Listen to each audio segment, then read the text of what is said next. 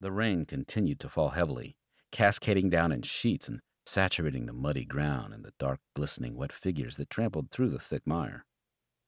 It seemed that it had been raining for a lifetime, tirelessly pouring from the heavens with a rhythmic drumbeat from the heavy droplets that splashed against every surface. The two soldiers stood at the high wall, staring out into the dark wasteland, squinting through the squalls that blew in from them in all directions, waterlogging their clothing and soaking through their bodies. Pushing back his hood, hearing the material crinkle in his hands and feeling the biting cold air and rain sweep across his bare skin, the larger of the two threw his head back, blinking up at the night sky as the cold water streamed across his face and down his neck in rivulets. He watched the dense clouds as they drifted by above him, billowing in their multiple shades of gray. "You have to love this country," he said loudly, in an attempt to be heard by the man standing next to him over the loud pitter-patter of the downpour. He stuck out his tongue and savored the icy water that splashed into his throat. "Even in the summer, it's as wet as a Tom Jones's groupie's knickers." "Does Tom Jones do many gigs these days?" "I saw an old CD of him being used to scrape some mildew from the back of a stove in the kitchen the other day. Does that count?" "I suppose it will have to do."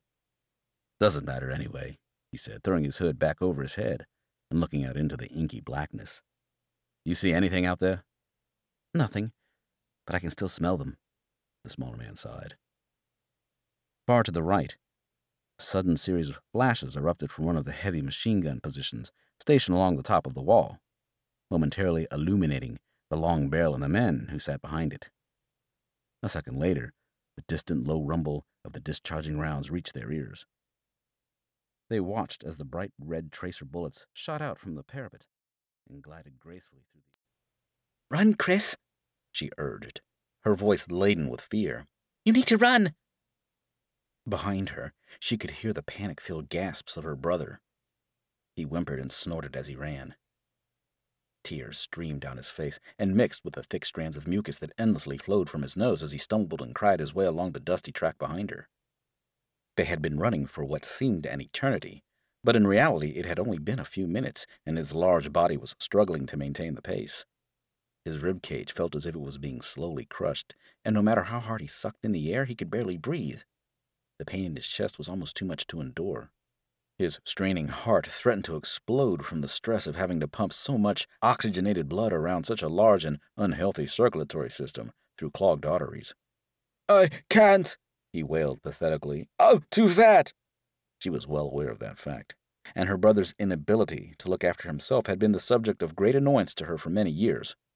Now, with their lives depending on their capability of being able to move at rapid speeds when necessary, his lifetime of self-abuse and overindulgence was proving to be a threat to their continued survival. Behind them, the noise of their pursuers was growing.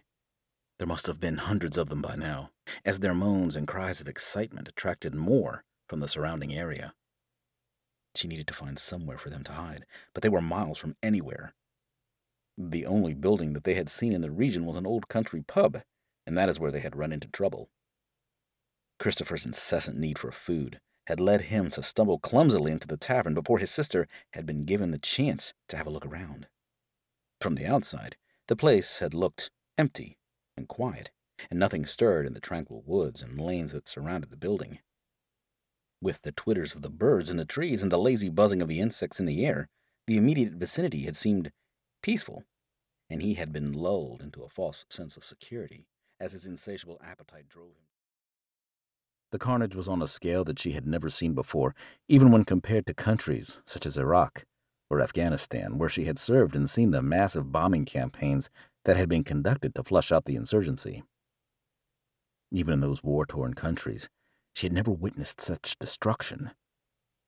Where proud and elegant buildings had once stood alongside sprawling financial districts and shopping arcades, nothing but charred rubble and twisted steel framework remained, appearing like the colossal skeletons of ancient beasts.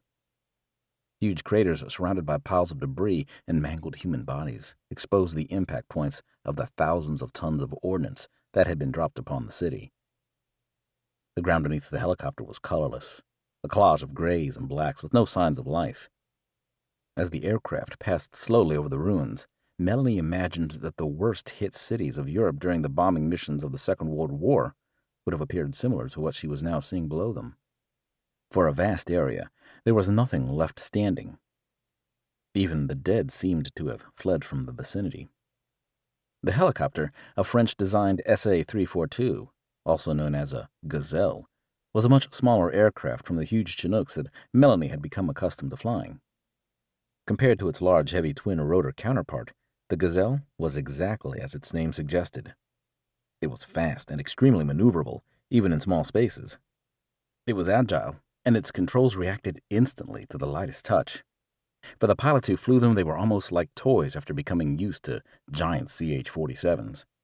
The high-pitched scream of the Gazelle's single turbine was distinctly different from the heavy thudding of the Chinooks and seemed to be in perfect tune with its size and capabilities. The appearance of the Gazelle had gained it the nickname Chicken Leg amongst British soldiers, but that did not detract from the value and appreciation they felt towards such an aircraft. It was quick and capable of twists.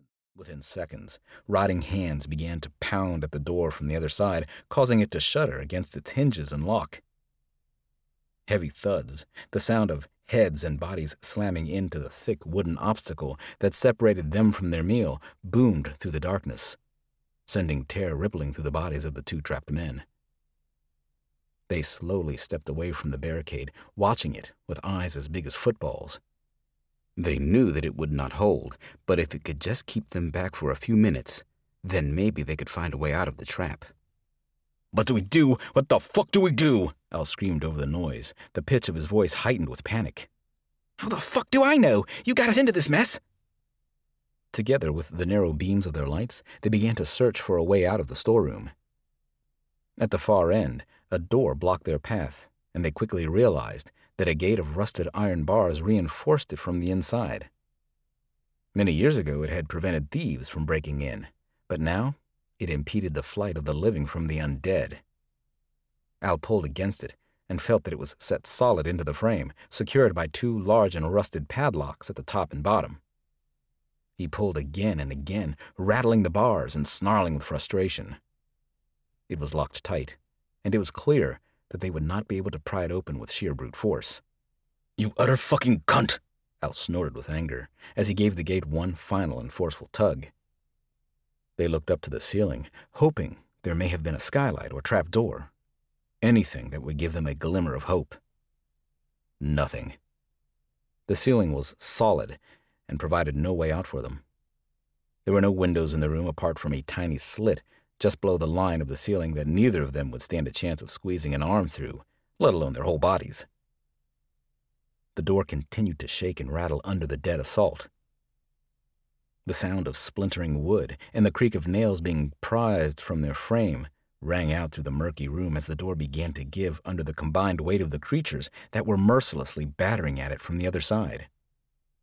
"Shit, we're fucked, Tommy. They're coming in. The door's going to give. We're fucked, mate." Without a word, Tommy reached into one of his pouches and pulled out a beige, shapeless lump that was wrapped in cling film. They glanced at one another and understood what needed to be done. Together, they moved towards the rear of the room and the iron bars that thwarted their escape. All the while, they kept an eye on the door leading back out into the shop front as it creaked and groaned in protest. "How much do you think?" Al asked. "I don't know," Tommy replied, shaking his head and staring at the object in his hand. "I'm no expert at this." "Fuck it. Use half. We'll just have to hope for the best."